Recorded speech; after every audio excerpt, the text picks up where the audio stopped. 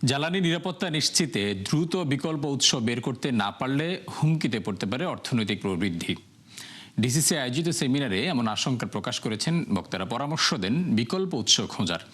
এছাড়া মূল্যস্ফীতি নামিয়ে আনতে সুদের হার কমানোর পাশাপাশি অভ্যন্তরীণ ব্যয় কাটছাটের তাগিদ দেন তারা। এ সময় পরিকল্পনা প্রতিমন্ত্রী বলেন, বর্তমান বৈশ্বিক ও অভ্যন্তরীণ চ্যালেঞ্জ মোকাবিলায় অর্থনৈতিক সংস্কার, বিনিয়োগ বৃদ্ধি ও কর্মসংস্থান তৈরিতে জোর দিচ্ছে সরকার।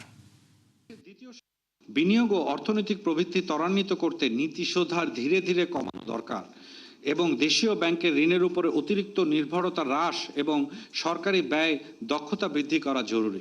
ইনফ্লেশনের যে চ্যালেঞ্জটা, এই চ্যালেঞ্জটাকে তিনটা ভাগে আমাদের জোর দিতে হবে। একটা হচ্ছে আমাদের যে ফিসক্যাল পলিসি, মনিটারি পলিসি এবং বাজার ম্যানেজমেন্ট। এই জায়গাটা আমাদেরকে খুব ভালোভাবে ফোকাস করতে হবে।